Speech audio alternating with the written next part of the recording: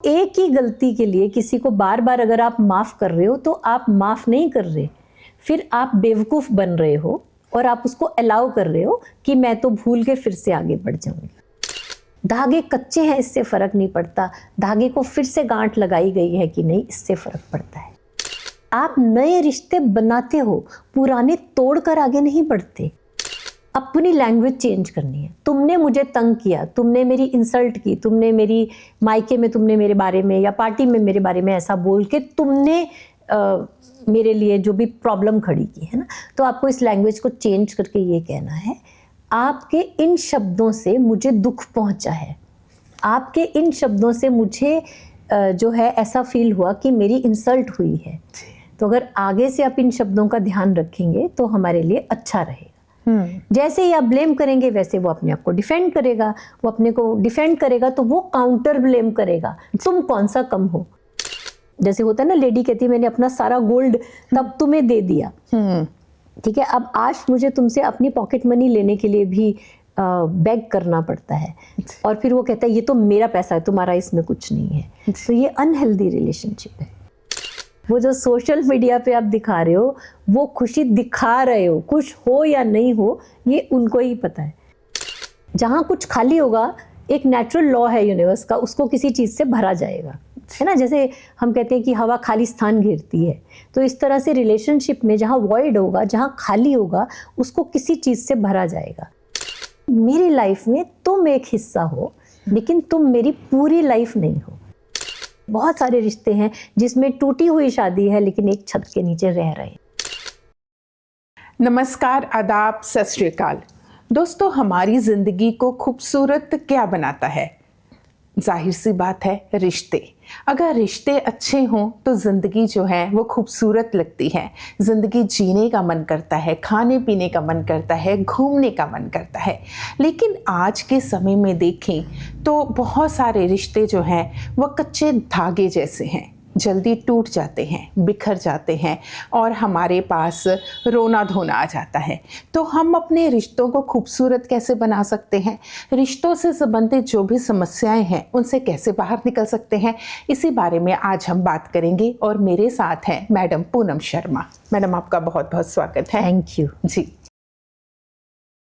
Ma'am, आजकल एक term बहुत प्रचलित हो रही है, टॉक्सिक रिलेशन। पहले मैं ये समझना चाहती हूँ कि टॉक्सिक रिलेशन कौन से होते हैं? अच्छा सवाल है। तो टॉक्सिक रिलेशनशिप क्या होती है? जिसके अंदर की कोई किसी को कंट्रोल करने की कोशिश करता है, वो सारे कंट्रोल्स हर तरह से अपने हाथ में रखता है ताकि दूसरा पर्सन उसके बगैर लाइफ में जी ना सके। तो पहले वो उसे अपने ऊपर डिपेंडेंट बनाता है। वो पेरेंट्स बच्चों को बना सकते हैं, बच्चे पेरेंट्स को बना सकते हैं, हस्बैंड वाइफ एक दूसरे को बना सकते हैं, रोमांटिक रिलेशनशिप फ्रेंड्स कोई भी कर सकता है। एक दूसरे को अपने ऊपर किसी को डिपेंड करवाना, इतना कंट्रोल अपने पास रखना, दूसरे का कॉन्फिडेंस गिरा देना कि तुम तो मेरे बगैर सर्वाइव ही नहीं कर सकते, तो वो पर्सन अब इतना अपाहिज हो जाता है, इतना लाचार हो जाता है कि वो उसी रिश्ते पे डिपेंड करता है। अब ना वो उसे छोड़ सकता है और उसमें रहता है तो उसमें वो परेशान रहता है। ये टॉक्सिक रिलेशन होता है। कैसे फिर छुटकारा पाए इस रिलेशन से? हर व्यक्ति को ये देखना है कि जब दो एडल्ट या दो हेल्दी लोग एक साथ रिलेशनशिप में आते हैं तो वो बेस्ट रिलेशनशिप होती है। हेल्दी जब मैं कह रही हूँ तो फिजिकली हेल्दी की बात नहीं कर रही, यानी कि आप दोनों एक हील्ड मेंटालिटी से वो कर रहे हो, ऑपरेट कर रहे हो, दूसरे के साथ बात कर रहे हो, और दोनों किसी को कोई कंट्रोल करने की कोशिश नहीं कर रहा। इसे हम म्यूचुअल रिलेशनशिप कहते हैं, है ना, कि मेरे पास ये देने को है, तुम्हारे पास मुझे ये देने, मतलब वो समय है, इसमें हम पैसे की बात भी नहीं कर रहे। जो भी है वो म्यूचुअली अंडरस्टूड है कि जैसे मैं इतना ही समय दे सकता हूँ, या मैं कमिटमेंट दे सकता हूँ, या कमिटमेंट नहीं दे सकता। ऑनेस्टी है, क्लैरिटी है। उसके बाद फिर वो डिसाइड करते हैं कि कौन किसके लिए कितना कर सकता है। तो वो एक हेल्दी रिलेशनशिप है। लेकिन अगर किसी ने किसी को बोल दिया, प्रॉमिसेस कर दिए, जैसे कि फॉर एग्जाम्पल मैं शादी करूँगा, उसने शादी नहीं की, या बच्चे ने माँ बाप का सारा धन ले लिया, जो भी उनकी पूरी एज की सेविंग थी जो भी आज तक की थी, सारा धन ले लिया बिजनेस में इन्वेस्ट करने के लिए, अब्रॉड जाने के लिए, कि मैं तुम्हारी केयर करूंगा। फिर ऐसे बहुत सारे केसेस हैं जहां हम देखते हैं कि माँ बाप बिल्कुल मोहताज हैं कि उनको रिश्तेदार उनका खाना भी अरेंज करें, जबकि वो सब कुछ था उनके पास, तो वो प्रॉमिस फुलफिल नहीं किया। तो इस तरह की ये अनहेल्दी रिलेशनशिप्स हैं, टॉक्सिक कह लो, अनहेल्दी कह लो, ये चाहे हस्बैंड वाइफ में ले लो, चाहे ये जैसे होता है ना, लेडी कहती है मैंने अपना सारा गोल्ड तब तुम्हें दे दिया, ठीक है, अब आज मुझे तुमसे अपनी पॉकेट मनी लेने के लिए भी बेग करना पड़ता है, और फिर वो कहता है ये तो मेरा पैसा है, तुम्हारा इसमें कुछ नहीं है। तो ये अनहेल्दी रिलेशनशिप है। मैम लास्ट टाइम जब हमने बात की तो एक रील हमने डाली थी जो बहुत वायरल भी हुई, जिसमें आपने कहा था कि प्यार जो है वो केयर है, अगर केयर और रिस्पेक्ट है तभी वो रिलेशन अच्छा माना जाता है। अगर लोगों ने इतना पसंद किया, लोगों ने इतने कमेंट्स किए, एक दूसरे को फॉरवर्ड किया, तो इट मीन्स कि बहुत सारे लोग ये महसूस करते हैं कि उनकी जिंदगी में प्यार नहीं है, केयर नहीं है। कई बोलते हैं, कई बोलकर जाहिर नहीं करते।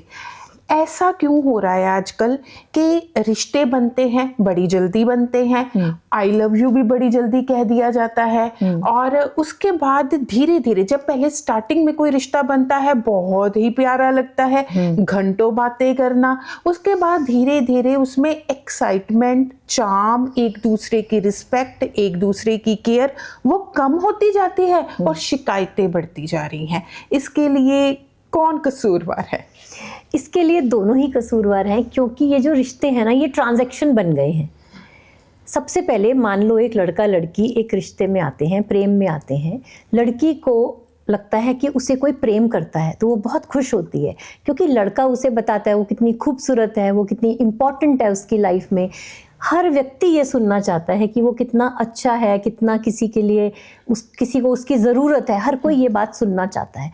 लेकिन होता क्या है कि जब तक वो लड़का बताता है तभी तक उसके अंदर वो खूबसूरती की फीलिंग रहती है। ये फीलिंग उसको अंदर से खुद नहीं आती कि मैं खुद इम्पॉर्टेंट हूँ, कोई मुझे कहीं ना कहीं मैं खुद खूबसूरत हूँ और मेरे अंदर जो क्वालिटीज़ हैं वो मेरे अंदर हैं। इसमें मैं जो खूबसूरती है वो सिर्फ फिजिकल खूबसूरती की बात नहीं कर रही हूँ। हर तरह से जो आपकी क्वालिटीज़ हैं, जो कि ब्यूटीफुल हैं, डिस्पाइट आपके चेहरे पे दाग हैं, आपका रंग कैसा है, हाइट कैसी, इस सबको छोड़ दीजिए, लेकिन एक हर आदमी यूनिक है, डिफरेंट है, उस खूबसूरती की बात कर रही हूँ। अगर वो व्यक्ति खुद उस समय रियलाइज़ नहीं करता, लड़का एक समय के लिए उसे कहता है, नया नया रिश्ते में आया है, क्योंकि उससे कुछ बदले में चाहिए, मतलब कमिटमेंट चाहिए, उसे शादी करनी है, रोमांस करना है, सिर्फ बात करनी है, जो भी उनका आपस में अरेंजमेंट है।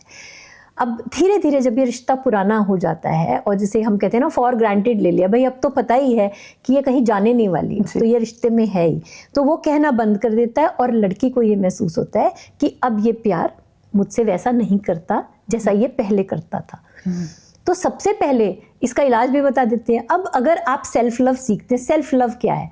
लोग कहते हैं सेल्फ लव के नाम पे स्किन केयर रूटीन, ये सब चीज़ें नहीं है। सेल्फ लव के नाम पे सबसे पहले मेंटली इमोशनली अपनी केयर करना, कि मेरी वर्थ तुम पे डिपेंड नहीं करती, मैं अच्छी हूँ, खूबसूरत हूँ, इंटेलिजेंट हूँ, जो भी हूँ ये मुझे पता है। तुम मेरे जीवन में आए हो तो हमारी लाइफ जो मिलके अच्छी हो रही है वो अच्छी बात है। लाइक हम डिसाइड करते हैं कि हम इकट्ठे मिलके ये जीवन आगे बिताना चाहते हैं। लेकिन अगर तुम चले जाते हो तो मैं टूट नहीं जाती, मैं सुसाइड करने नहीं भागती कि अब तो मेरी लाइफ ख़त्म हो गई, क्योंकि मेरी लाइफ में तुम एक हिस्सा हो लेकिन तुम मेरी पूरी लाइफ नहीं हो जी। लेकिन हमारे इंडियन मिडिल क्लास सिस्टम में हम कैसे बड़े होते हैं, पति परमेश्वर है, बॉयफ्रेंड को भी परमेश्वर ही बना लेते हैं। उसके बाद अगर ये चला गया तो मेरा जीवन खत्म है, क्योंकि मेरा जीवन केवल इसके साथ ही है। जी। तो ये एक बहुत बड़ी प्रॉब्लम है जो हम सब एक गलत अप्रोच, गलत मेंटालिटी के साथ लेके बड़े होते हैं और फिर हम एक्सपेक्ट करते हैं कि सामने वाला ऐसा करे, फिर हम उसे ब्लेम करते हैं कि वो ऐसा नहीं कर रहा। जी, यानी कि हमें उम्मीदें नहीं रखनी चाहिए ज़्यादा। नहीं, पहले तो हम अपने आप को अगर अप्रिशिएट करते हैं और हम डिपेंड नहीं करते कि मेरा खुश रहना, अच्छा रहना दूसरे पे डिपेंड नहीं करना चाहिए। फिर उसके बाद जो रिश्ता है उसे बनाए और रिश्ते में हमें उसको बताना है कि हम कैसे वो हमें ट्रीट करे। अगर वो हमसे बदतमीजी से बात करता है, जैसे बहुत बहनों ने उन रील्स के नीचे लिखा हमें कि बदतमीजी से ट्रीट करता है, सोशली तो ठीक करता है, कुछ लोगों को सोशली भी वो गाली गलौज करता है, या फिर घर आने के बाद वो बदतमीजी करता है, आपको उसे बताना है कि ये बाउंड्री है, आप ऐसा नहीं कर सकते।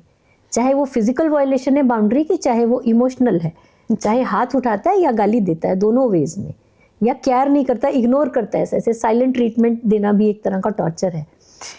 तो अगर ये सब चीज़ें वो करता है तो लेडी को अपने लिए आवाज़ उठानी है कि ये सही नहीं है रिश्ते में।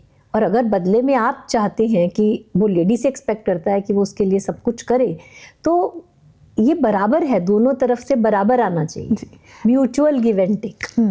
मैम, बहुत सारे रिश्तों में ये समस्या है कि बात ही नहीं की जाती। क्यों नहीं बात की जाती? कि जब बात होनी शुरू होती है तो जल्दी ही वो झगड़े में, बहस में, तू मैं और आरोपों में बदल जाती है, और फिर बंदे को लगता है कि इससे तो बात करना ही बेकार है, अपने दिल की बात करोगे कोई ना कोई बवाल मचेगा, इसलिए चुप ही रहो। ये दिल की बात मैं आपको बताती हूँ कहाँ गड़बड़ होती है इस दिल की बात में। सबसे पहले तो क्या होता है, एक लेडी को जब अपने पति से परेशानी होती है, उसके किसी बिहेवियर से परेशानी होती है, तो वो क्या कहती है, तुमने मेरे साथ ऐसा किया, तुमने मुझे तंग किया, ठीक है, तुमने मेरी लाइफ बर्बाद की, तुमने मेरी इंसल्ट की। वो ये लैंग्वेज यूज़ करती है। अब ये क्या हो गया, ये सीधा आरोप हो गया, ब्लेम हो गया। अब वो ब्लेम नहीं सुनना चाहता, ठीक है। कई बार उसकी गलती होती है, कई बार वो अनइंटेंशनल होता है, वो आपको तंग या ऐसे परेशान नहीं करना चाहता, बट उसका कोई सर्टन बिहेवियर था जो आपको बात चुभ गई और आपको अच्छी नहीं लगी, ठीक है। अब इस केस में सॉल्यूशन क्या है, अपनी लैंग्वेज चेंज करनी है। तुमने मुझे तंग किया, तुमने मेरी इंसल्ट की, तुमने मेरी मायके में तुमने मेरे बारे में या पार्टी में मेरे बारे में ऐसा बोल के तुमने मेरे लिए जो भी प्रॉब्लम खड़ी की है ना, तो आपको इस लैंग्वेज को चेंज करके ये कहना है, आपके इन शब्दों से मुझे दुख पहुंचा है, आपके इन शब्दों से मुझे जो है ऐसा फील हुआ कि मेरी इंसल्ट हुई है। तो अगर आगे से आप इन शब्दों का ध्यान रखेंगे तो हमारे लिए अच्छा रहेगा। जैसे ही आप ब्लेम करेंगे वैसे वो अपने आप को डिफेंड करेगा, वो अपने को डिफेंड करेगा तो वो काउंटर ब्लेम करेगा, तुम कौन सा कम हो जी, मेरी बहन और माँ के साथ तुम भी तो ऐसे बात करती हो। तो वो फिर वो झगड़ा कभी खत्म नहीं होगा, क्योंकि अब वो पावर गेम है। हमें देखना ये है कि क्या हमें पावर गेम खेलनी है या कि हमें प्रेम करना है, या हमें हार्मनी के साथ, प्रेम के साथ, प्यार के साथ एक दूसरे से रहना है। ये हमारी चॉइस है। जी मैम, बहुत बार ऐसा होता है कि लोग कहते हैं कि मेरा पार्टनर टोटली इमोशनलेस सडनली हो गया, पहले तो वो बहुत अच्छा था लेकिन अब पता नहीं इसके इमोशंस कहाँ चले गए। ये सडन कुछ होता है या लॉन्ग टर्म से इंसान के अंदर जो है वो धीरे धीरे इकट्ठा होता रहता है और वो बोलकर या झगड़कर या एक्सप्रेस नहीं कर पाते, तो धीरे धीरे इंसान जो इतना डिटैच्ड हो जाता है कि वो अपने पार्टनर से बात भी नहीं करता। ये दोनों ही चीज़ें हो सकती हैं, क्योंकि कई बार पार्टनर को भी लगता है, मान लो मेल को लगता है कि जो फीमेल है ये अपने घर वालों से, अपनी फ्रेंड से या किसी से बहुत ज़्यादा इन्फ्लुएंस्ड है, तो मैं इसे जो भी कह लूँ ये वहाँ से सलाह ले रही है और वहाँ से ऑपरेट कर रही है, ठीक है। इसमें उस व्यक्ति का हो सकता है कि बिजनेस लॉस, जॉब में स्ट्रेस चल रहा हो, तब वो अपने आप में इतना डूबा हुआ है अपनी प्रॉब्लम के अंदर कि वो अपनी वाइफ, गर्लफ्रेंड या पार्टनर है जिससे ध्यान नहीं दे पा रहा, ठीक है। तो बहुत सारे रीज़न हो सकते हैं। उसको कोई हेल्थ प्रॉब्लम हो सकती है जो वो बताना ना चाह रहा हो, उसकी फैमिली या फ्रेंड्स में किसी को स्ट्रेस हो सकता है जिससे वो इन्फ्लुएंस्ड हो, और ऑल्सो ये भी हो सकता है कि वो किसी और के साथ इन्वॉल्व हो जी। तो इनमें से कुछ भी हो सकता है। मैम, बहुत बार ऐसे रिश्ते होते हैं कि जिनमें दोनों को पता चल जाता है कि अब ये रिश्ता जो है वर्क नहीं करेगा, अब हम दोनों के बीच में कोई फीलिंग्स एक दूसरे के लिए नहीं रही हैं, लेकिन फिर भी एक बंदा उस रिश्ते को ख़त्म नहीं होने देता कि चाहे ये रिश्ता बुरा है, चाहे ये रिश्ता कैसा भी है, लेकिन इसको ख़त्म नहीं करना। ऐसा क्यों होता है? उसमें भी डिफरेंट रीजंस होते हैं। कई बार ये होता है जो एक व्यक्ति रिश्ते से बंध के रहना चाहता है वो बहुत इनसिक्योर है, उसे बहुत बड़ा डर है, कहीं बचपन का ट्रॉमा हो सकता है जहाँ पे कि कोई छोड़ के ना चला जाए, तो इस बात का बहुत डर है। चाहे वो खराब भी है, वो उसके साथ एडजस्ट करता रहेगा, वो मेल या फीमेल कोई भी हो सकता है, लेकिन उसे लगता है कि वो, उसे हम फियर ऑफ अबैंडनमेंट कहते हैं कि कोई लव्ड वन छोड़ के ना चला जाए। उसके लिए चाहे कोई भी कॉम्प्रोमाइज़ करना पड़े, उसकी कोई भी गलती बर्दाश्त करनी पड़े, ये भी रीज़न हो सकता है। और भी कई रीज़न हो सकते हैं, केस टू केस डिपेंड करता है। लेकिन अधिकतर या तो वो सोशल टैबू है कि अगर ये रिश्ता टूट गया तो मेरे घर वाले या कोई हर्ट हो जाएगा, मैं अपनी माँ को नहीं बता सकता या बता सकती कि अब मेरी ये शादी टूट गई। ऐसे बहुत सारे रिश्ते हैं जिसमें टूटी हुई शादी है लेकिन एक छत के नीचे रह रहे हैं। जी मैम, कहते हैं कि अगर तीसरा आए तो रिश्ता टूट जाता है, तो बहुत सारे लोग कहते हैं कि तीसरे आने की जगह ही क्यों दी, अगर रिश्ता ही मजबूत होता तो तीसरा आता ही ना। तो ये तीसरे का कंसेप्ट समझाइए जरा। अब वो तीसरे का कॉन्सेप्ट जो है, वो चाहे लड़का या लड़की की मदर, सिस्टर कोई भी हो, या वो तीसरा कोई और पार्टनर हो, बॉयफ्रेंड गर्लफ्रेंड, कोई भी तीसरा हो सकता है इसके अंदर। थर्ड पार्टी तो तभी आएगी जब वहाँ पे स्पेस होगी। आपके अंदर किस चीज़ की कमी है, इसके लिए हम एक वर्ड यूज़ करते हैं, वॉइड, यानी खालीपन। जहाँ कुछ खाली होगा, एक नेचुरल लॉ है यूनिवर्स का, उसको किसी चीज़ से भरा जाएगा, है ना। जैसे हम कहते हैं कि हवा खाली स्थान घेरती है, तो इस तरह से रिलेशनशिप में जहाँ वॉइड होगा, जहाँ खाली होगा, उसको किसी चीज़ से भरा जाएगा। अगर किसी इमोशन की कमी है, यानी केयर की कमी है, रोमांस की कमी है, किसी भी चीज़ की कमी है, एक आदमी के लिए वो इम्पॉर्टेंट है, दूसरा व्यक्ति वो उसे दे नहीं रहा है। वो कहता है इसके बगैर तो मेरा सर्वाइवल ही नहीं है, मतलब मुझे कोई चाहिए, मुझे अप्रिशिएट करने के लिए, कोई बताने के लिए कि तुम कितने प्यारे हो, या कोई प्यार लेने के लिए चाहिए, कुछ भी हो सकता है। लेकिन वो उस पार्टनर के साथ उसकी वो चीज़ पूरी नहीं हो रही, तो उसमें वो अपनी, क्योंकि उसकी नीड बहुत बड़ी है उस रिश्ते से, तो उस नीड को पूरी करने के लिए वो तीसरा व्यक्ति एंटर करेगा। राइट और रॉन्ग इसकी बात नहीं कर रहे हैं, रीज़न की बात कर रहे हैं। मैम, पेरेंट्स के साथ रिलेशन कैसे अच्छे हों, क्योंकि अगर शादी होती है ना, शादी के बाद लड़के की कंप्लेंट होती है कि जो मेरी पार्टनर है वो तो अपने पेरेंट्स से ज़्यादा बातें करते हैं, अपनी मदर के साथ ज़्यादा बातें करते हैं, उन्हें ये प्रॉब्लम लगती है, इसलिए वो उनके पेरेंट्स के साथ ज़्यादा अटैच्ड नहीं हो पाता।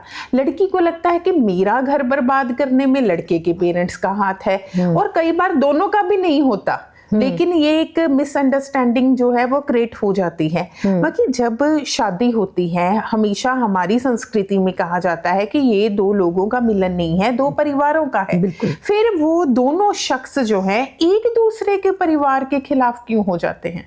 तो एक तो इसमें रीज़न पावर है। अब हमारी इंडियन फैमिलीज जो हैं वो ज़्यादातर, मैक्सिमम, स्पेशली नॉर्थ इंडियन, सब पैट्रियार्कल हैं, यानी कि लड़की शादी करके लड़के के घर जाएगी, ठीक है। अब जब वो स्त्री, वो देवी जब अब लड़के के घर गई है, तो एक्सपेक्ट किया जाता है कि सारे रीति रिवाज और सब कुछ लड़के के घर के हिसाब से फॉलो होंगे। लेकिन एक लड़की जो 25, 28, 30 साल की है, आजकल लेट शादियां होती हैं, तो अब वो अपने परिवार के साथ जुड़ी हुई है, उसने खान पान के तरीके, रीति रिवाज सब वहाँ देखे हैं।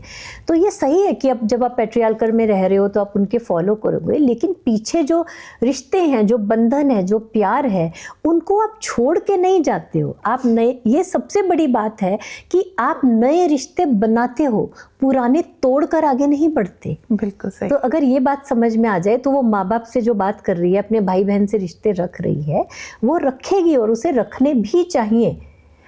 और ऐसा ज़रूरी नहीं है कि हर रिश्ते में कि माँ जो है वो घर तोड़ रही है। कई बहुत केसेस में हम देखते हैं माँ गाइड कर रही होती है, मदर्स आती हैं अपने बच्चों को लेके कि मैम आप समझाओ, हम भी समझा रहे हैं कि कैसे एडजस्ट करना है। तो मदर्स हमेशा ऐसा नहीं होता कि घर तोड़ रही हैं। मैं अभी लड़की की माँ की बात कर रही हूँ, लड़के की माँ की भी जहाँ तक बात ले लें, अधिकतर केसेस में वो भी चाहती हैं कि हमारे लड़के का घर बसे, वंश चले, सब सही से हो। गड़बड़ कई बार क्या होती है, रीति रिवाजों के नाम पे झगड़े होते हैं ज़्यादातर टाइम, कि हमारे यहाँ तो ऐसा होता है। फिर वो रीति रिवाज के नाम से वो वॉर ऑफ ईगो और पावर स्ट्रगल के उसमें जब आ जाती है बात, तो फिर तो ये हमारी ही चलेगी, तुम्हारी नहीं चल सकती। और फिर लड़कियाँ पढ़ी लिखी सक्षम है आजकल, वो झुक के रहती नहीं है, वो भी कहती हैं कि इस तरह तो हम नहीं सुनेंगे, अगर आप अपनी चलाओगे तो हम तो अपनी चलाएंगे। तो वहाँ पर होते हैं झगड़े। जी, कुछ केसेस में ऐसा भी होता है कि लड़के की माँ बर्दाश्त नहीं करती कि किसी और ने उसकी जगह ले ली, यानी कि वो केयर, वो जो भी उसको आदत थी अपने बेटे को बच्चा बना के रखा हुआ था कि उसको कपड़े निकाल के देने नहाने से पहले, उसका ब्रेकफास्ट देखना है, उसके पूरे दिन का हालचाल पूछना है, समय बिताना है, तो वो इनसिक्योर हो जाती है। वो मदर्स की प्रॉब्लम भी होती है, कई बार सिंगल मदर्स की भी ये ज़्यादा प्रॉब्लम होती है। लेकिन ये प्रॉब्लम भी कॉमन है कि मदर्स जो हैं ओवर प्रोटेक्टिव होती हैं और वो उस लड़के को बच्चे की तरह ट्रीट करती हैं, ग्रोन अप की तरह नहीं। उनसे ये बर्दाश्त नहीं होता कि वो अपनी वाइफ के साथ अपने रूम में चला गया। यहाँ तक की बातें हम सुनते हैं, चले गए अब अंदर खाना खा के, कुंडी लगा ली अंदर से। कुंडी क्यों लगाई, इस बात पे झगड़े हैं। बहुत लोग, आप लोग जो सुन रहे हो, आप लोगों ने ये झेली भी होंगी चीज़ें। दरवाजे को कुंडी खुली रखिए, हस्बैंड वाइफ नई नई शादी हुई है, कुंडी क्यों लगाई, इस बात पे झगड़ा है। अलमारी को लॉक क्यों लगाया हुआ, इस बात पे झगड़ा है। लड़का क्या खाएगा ये माँ डिसाइड करेगी, अगर वाइफ ने कुछ नया बना के दे दिया तो इस बात पे झगड़ा है। इस बात पे सच में झगड़े होते हैं। जो हमारी आजकल मॉडर्न लड़कियां, उन लोगों को कई बार नहीं समझ में आता। हमारे लाइफ के जो, हमारे एज के जो लेडीज़ हैं, अगर वो सुन रहे हैं तो उन्होंने ये सब चीज़ें झेली होंगी। ये इतना कॉमन है। लेकिन आज भी लोगों के फ़ोन आए हैं तो हमने सुना है कि अभी भी जो 30 साल की 35 साल की लड़की है वो भी इस प्रॉब्लम में से गुजर रही है जी, कि तुम अपने हस्बैंड के साथ अंदर चलेंगी, दरवाज़ा खुला रखो, दरवाज़ा बंद नहीं रखना। हमारे यहाँ ऐसा नहीं किया जाता। प्राइवेसी नाम की कोई चीज़ नहीं है। हस्बैंड वाइफ में बॉन्डिंग नहीं बनेगी, शादी कैसे चलेगी, डिवोर्स तक पहुंच रही है। इसीलिए वो कहते हैं कि जब इस घर में प्राइवेसी नहीं है तो हमें घर ही दूसरा चाहिए। आप अलग रहे, हमें माँ बाप के साथ रहना नहीं है। बिल्कुल। तो ये प्रॉब्लम है, ये रियल टाइम प्रॉब्लम है। मैम, आपके पास रिलेशंस को लेकर किस तरह के केस ज़्यादा आते हैं? इसी तरह के केस आते हैं जो अभी हमने प्रॉब्लम्स डिस्कस की हैं, ये सारे इस तरह के केसेस आते हैं। कोई थर्ड पार्टी का इन्वॉल्वमेंट है और मोस्टली ईगो के इश्यूज होते हैं जी। अभी कल मुझे कोई बता रहा था कि कोर्ट केस में उनका डिवोर्स केस चल रहा है, तो कैसी कैसी बातें हैं कि लेडी ने कहा हस्बैंड को कि मॉस्किटो रेपेलेंट लेके आना, वो लेके नहीं आया। ऐसी 2-4 छोटी छोटी चीज़ें आपस में, वो केस कोर्ट तक पहुंच गया है। अब वो केस कोर्ट पर जाने से पहले अगर वो हमारे पास हीलिंग के लिए या रिलेशनशिप काउंसलिंग के लिए आता है तो वहाँ तक जाने की ज़रूरत ही नहीं है ना। मैटर इतने छोटे छोटे हैं कि या तो लोग चैट जीपीटी से पूछ रहे हैं, या फिर वो थेरेपी के नाम पे, मैं कुछ रील्स देख रही थी, वो कह रहे हैं कि थेरेपिस्ट के पास जाने की ज़रूरत नहीं है। थेरेपिस्ट तो वही काम करता है जैसे आप किसी को चुगली सुना रहे हो, वो तो कॉपी लेके बैठ जाएगा, आपकी प्रॉब्लम सुनेगा, 5 सेशंस आपको बेटर फील करेगा क्योंकि आपने अपने दिल की बातें कह दी। थेरेपी चुगली सुनाने जैसा नहीं है। आपके डीप इश्यूज, जैसे ये मैंने मॉस्किटो रेपेलेंट नहीं लेके आए और ये सब प्रॉब्लम्स को लेके वो पहुंच गया कोर्ट में, तो वहां पे वो लड़की को शायद लगता है वो अनहर्ड है, उसकी बात सुनी नहीं जाती, और लड़के को शायद लग रहा होता है कि शायद मुझे डोमिनेट किया जा रहा है, फोर्स किया जा रहा है कोई काम करने के लिए। तो ऐसी ऐसी चीज़ों को जब हम उसके डीप इश्यूज हील करते हैं तो वो अंदर से हीलिंग होती है। थेरेपी का मतलब सिर्फ ये नहीं है कि आप वहाँ गए, आपने सिर्फ अपने आप को कहते हैं अनलोड कर दिया, आपने बातें सुना दी। थेरेपी वो नहीं है, वो तो आइस ब्रेकिंग सेशन है कि आप पता चला कि आप क्या चाहते हैं और आप क्या हैं। उसके बाद डीप थेरेपी होती है, सबकॉन्शियस में जाके आपके इनर चाइल्ड के क्या इश्यूज़ हैं, बचपन के क्या इश्यूज़ हैं, उनको एड्रेस किया जाता है, हील किया जाता है। जी मैम, कहते हैं कि माफ़ी मांग लेना और माफ़ कर देना बहुत ज़रूरी होता है किसी रिश्ते को बचा कर रखने में। लेकिन कितनी बार जो है माफ़ किया जाए? हाँ, माफ़ी मांग लेना और माफ़ कर देना, हाँ जी, बहुत खूबसूरत बात है। हमारी बहुत सारी हीलिंग इसके आसपास टिकी हुई है। लेकिन जो बात लोग नहीं समझते वो ये है, माफ़ कर दिया आपने किसी व्यक्ति को, पर अगर वही गलती वो बार बार करता है, फिर माफ़ करने का कोई फ़ायदा नहीं। फिर तो उसने ये देख लिया कि आप कमज़ोर हैं और आप को मैटर नहीं करता अगर वो गलती बार बार करता है। तो एक ही गलती के लिए किसी को बार बार अगर आप माफ़ कर रहे हो तो आप माफ़ नहीं कर रहे, फिर आप बेवकूफ़ बन रहे हो और आप उसको अलाउ कर रहे हो कि मैं तो भूल के फिर से आगे बढ़ जाऊंगी। ठीक है, तो एक ही गलती अगर वो बार बार रिपीट करता है तो उसको इंडिकेट करना है कि एक बार माफ़ कर दिया। माफ़ करने का मतलब ये नहीं है कि it is okay with me, अब आओ आप दोबारा सेम गलती करो। ठीक है, तो आपने माफ़ कर दिया और माफ़ी मांग ली, उसका भी सेम प्रिंसिपल है। आपसे गलती हुई है, आप माफ़ी मांग दीजिए और सामने वाला आपको माफ़ कर दे, रिश्ता रिपेयर्ड है। लेकिन फिर माफ़ी का मतलब ये है कि ये बात आप रिपीट नहीं करेंगे, जी। चाहे वो आप हैं चाहे वो सामने वाला व्यक्ति है। अब उसने कोई अलग गलती कर दी तो चलो ठीक है, ह्यूमन है, गलतियां हो जाती हैं जी। लेकिन गलती रिपीट नहीं होनी चाहिए। मैम, आपने अपने पेरेंट्स की जनरेशन भी देखी, बिल्कुल। आपने अपने भी सही। सारे रिलेशंस को देखा और आज की जनरेशन को भी आप देख रहे हैं, क्या फ़र्क महसूस करती हैं? ओके, 3 जनरेशन्स में काफ़ी फ़र्क है। हमारे पेरेंट्स की जनरेशन में ये होता था कुछ भी अच्छा बुरा हो जाए, मतलब जो रिपेयर वाला पार्ट है ना उनका बहुत ही ज़्यादा था। कुछ भी हो जाए, किसी ने कुछ कह दिया, उसी समय भूल के वो बात ख़त्म हो जाती थी। बहुत कम मनमुटाव था। कुछ बहुत बड़ी बात हो जाए तो रिश्ता तोड़ा जाता था, अदरवाइज़ रिश्ते नहीं तोड़े जाते थे। कोई गरीब है, कोई अमीर है, शादी ब्याह में इसमें सब इकट्ठे मिलके चलते थे। ये नहीं देखा जाता था कि ये व्यक्ति बड़ी कार में नहीं आया है या इसका जो इकोनॉमिक स्टैंडर्ड है लो, ये सब चीज़ें नहीं देखी जाती थी। कोई आया है तो उसकी बराबर आप भगत, खाना पीना जो भी सब कुछ होता था बहुत ही मिलजुल के होता था। एक हंसी खेलना, मिलना जुलना ज़्यादा इम्पॉर्टेंट था बजाय इसके कि दिखावा हो। जी।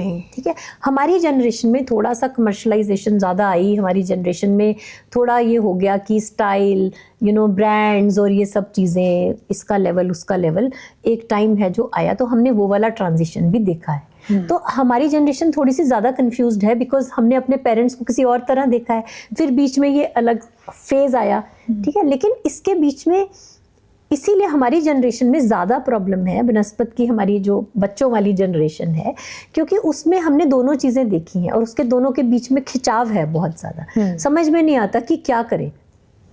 तो इसमें लेकिन फिर भी इसमें भी कुछ रिश्ते रखने की कोशिश की जाती है। और जो हमसे अगली जनरेशन है वो ऑलमोस्ट 2 टाइप की है।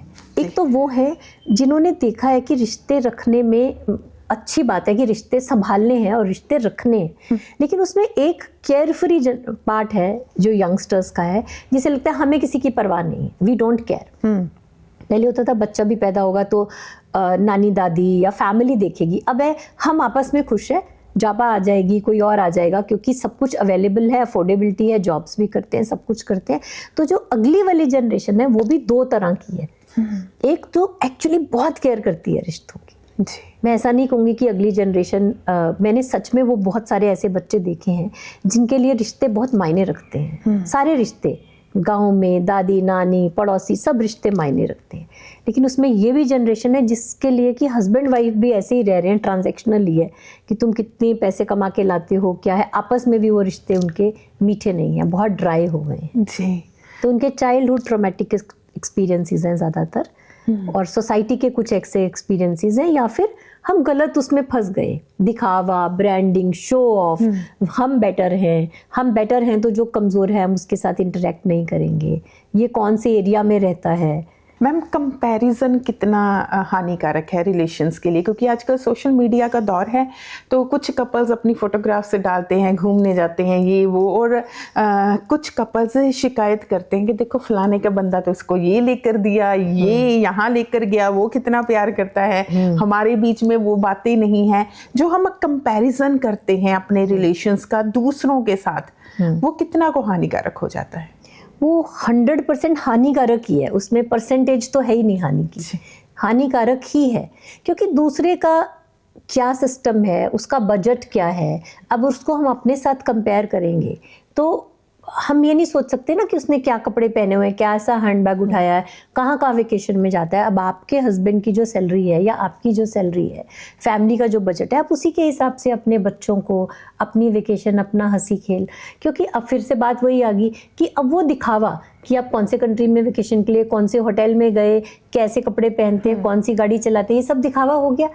लेकिन अब खुशी जो है इन दिखावे की चीज़ों से नापी जा रही है। लेकिन खुशी जो है, आप कितना टाइम एक दूसरे के साथ स्पेंड करते हैं, आप कितनी आपस में गेम खेलते हैं, पिकनिक जाते हैं, छोटी छोटी चीज़ें। मुझे याद है हम छोटे बच्चे थे, प्रैम लेके, एक बच्चे को प्रैम में, एक को हाथ में, साथ में खाने का सामान लेके वो पिकनिक करके, वही हमारा दिन होता था, उसी में हम बहुत इंजॉय करते थे। लेकिन आज के दिन जब तक बाहर जाके आप ऐसी ऐसी जगहों की वेकेशंस की पिक्चर्स ना डालो तो लोगों को लगता है कि इनकी जिंदगी ही नहीं है, ये खुश नहीं है। तो खुशी का जो मायना है, वो जो सोशल मीडिया पे आप दिखा रहे हो, वो खुशी दिखा रहे हो, खुश हो या नहीं हो ये उनको ही पता है।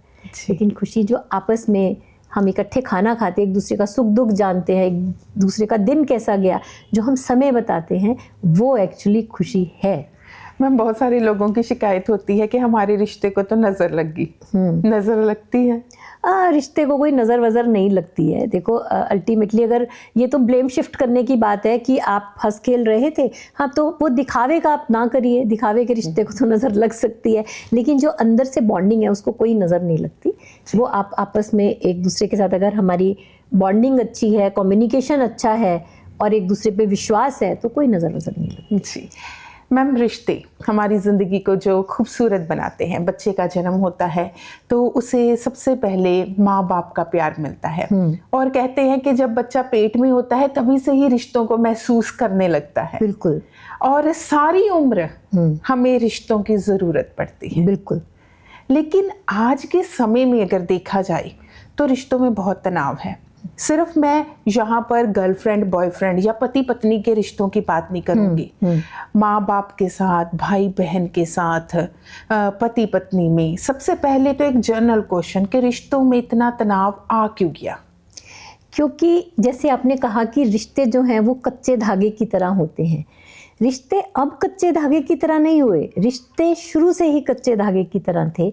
लेकिन एक जो सबसे बड़ी बात है कि पहले हम रिपेयर का ऑप्शन यूज़ करते थे।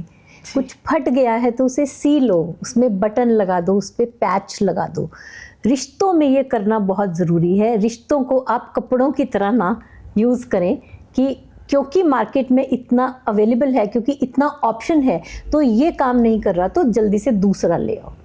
तो सबसे बड़ी प्रॉब्लम तो है कि हम रिपेयर का ऑप्शन भूल गए हैं, चाहे वो हमारे रिश्ते गर्लफ्रेंड बॉयफ्रेंड के हैं, माँ बाप भाई बहन या बाकी रिश्तेदारों के साथ हैं। क्योंकि जहाँ पे लोग मिलते हैं, ह्यूमन इंटरेक्शन होता है, वहाँ पे झगड़े, मनमुटाव, मेरी कुछ एक्सपेक्टेशंस हैं आपने पूरी नहीं की, आपकी कुछ एक्सपेक्टेशंस हैं मैंने पूरी नहीं की, तो वो जो झगड़े मनमुटाव है ना, ये तो नॉर्मल है लाइफ के अंदर।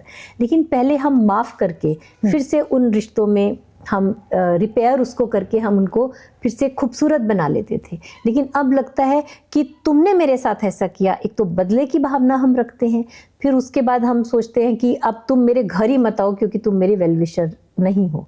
तो हम उसे सुख दुख में नहीं बुलाते, हम उसे शादी ब्याह में नहीं बुलाते, तो बस वो रिश्ते फिर ठंडे होके ख़त्म हो जाते हैं। जी मैम, ज़्यादातर लोगों की शिकायत होती है किसी रिश्ते में कि मैंने 100% दिया, सामने वाले ने क्यों नहीं दिया?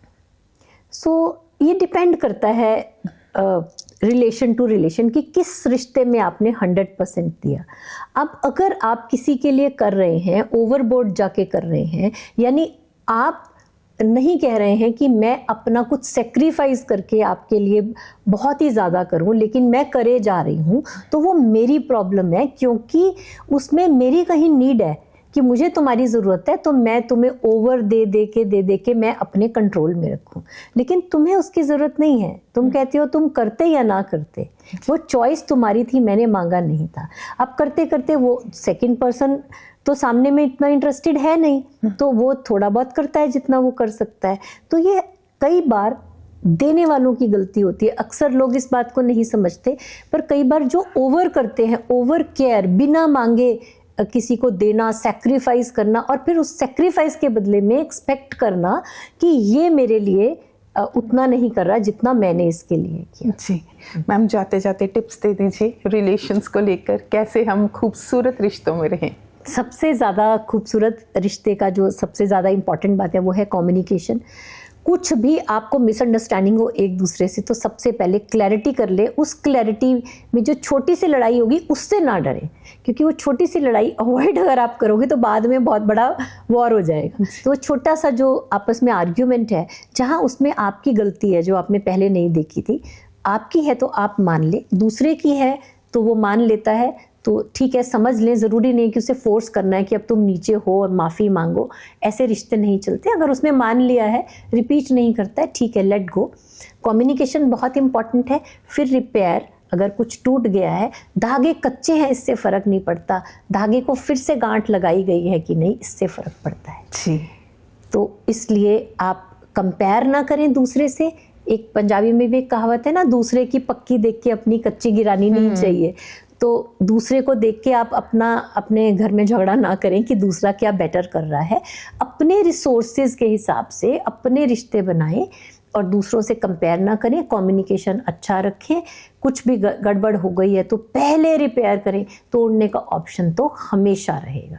इस तरह से रिश्ते खूबसूरत हो जाते हैं। और कभी कभी रिश्तों को रोमांचकारी बनाने के लिए जो कुछ छोटी छोटी चीज़ें हैं, सरप्राइजेज, गिफ्ट्स, या सरप्राइजेज वही हमेशा वो नहीं कि जो हम खरीद के ला के देते हैं, कुछ भी छोटे छोटे सरप्राइजेज आप प्लान कर सकते हैं, तो ये रिश्तों में खुशी बनी रहती है। बिल्कुल मैम, मुझे आपकी इस बात से एक बात याद आई कि कुछ लोग होते हैं ना, वो किचन में भी इकट्ठे काम करते हैं। हाँ। छुट्टी है, दोनों जो है वो इकट्ठे मिलकर कोई चाय बनाएगा, कोई अच्छा, वो भी एक बड़ी अच्छी बॉन्डिंग है। लेकिन ज़्यादातर जगह पर क्या होता है कि लड़कों को ये लगता है कि आजकल की जनरेशन बदल रही है। वैसे हमारे पेरेंट्स भी अभी तक, मेरे पापा मेरी मम्मी के साथ जो है वो हेल्प कराते हैं, लेकिन कुछ लोगों को अभी भी लगता है कि ये काम लड़की का ही है, वो किचन में हेल्प नहीं कराते, और ये भी बहुत सारी लड़कियां शिकायत करती हैं।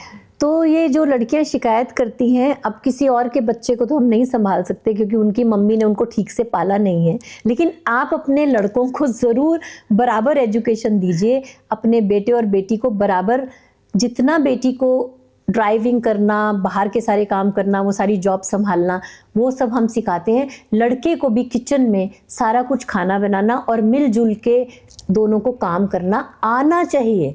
आपको करने की ज़रूरत नहीं है तो बहुत अच्छी बात है, सर्वेंट्स करते हैं तो बहुत अच्छी बात है, लेकिन ज़रूरत पड़ने पे अगर आप हेल्प नहीं कर सकते और आपको आता ही नहीं है तो ये अच्छी बात बिल्कुल भी नहीं है जी। तो ये आपको आना चाहिए और आपको कनेक्शन एक दूसरे के साथ होना चाहिए। आपको देखें कि आप बीमार लग रही हो, आप ये लग रही हो, आपको एक कप चाय का बना के दे दूं क्या, आपके लिए मेडिसिन ला दूं क्या, इतना ही पूछ लेना, आपकी कोई जो मैस्कुलिनिटी कम नहीं हो जाएगी इसके अंदर। बिल्कुल। एक ऐड आती होती थी और उसमें यही वो कहते थे कि हम अक्सर ही लड़कों को सिखाते हैं कि लड़के रोया नहीं करते, ये भी सिखाना चाहिए हमको कि लड़के रुलाया भी नहीं करते। हाँ जी। लड़के रोया नहीं करते, पहले तो मैं इसके बारे में बोलूँगी, लड़के रो भी सकते हैं क्योंकि एक ह्यूमन जो सेंसिटिव, केयरिंग, सॉफ्ट पर्सन है वही रोएगा। रोना इज़ ओके, रोते रहना इज़ नॉट ओके। जी। तो लड़के रो भी सकते हैं लेकिन रुलाना नहीं होता है। अगर आप एज अ प्रोटेक्टर और आप अपने आप को देखते हैं कि आप बड़े हैं, आप प्रोटेक्ट कर रहे हैं, आप आपका एक हैंड अप है, तो आपका तभी एक हैंड अप होगा जब आप दूसरे की केयर करेंगे, उसे प्यार करेंगे, उसे पैम्पर करेंगे। जी मैम, आपने कीमती समय दिया, आपका बहुत बहुत शुक्रिया। तो थैंक यू। दोस्तों, अगर आपके मन में भी रिश्तों को लेकर कोई सवाल है, कोई उलझने हैं, तो आप कमेंट बॉक्स में ज़रूर अपना सवाल या अपनी उलझन लिख सकते हैं। हम कोशिश करेंगे मैडम से उन सभी सवालों के जवाब जानने की। आज के विशेष प्रोग्राम में इतना ही, फिर मिलेंगे। धन्यवाद।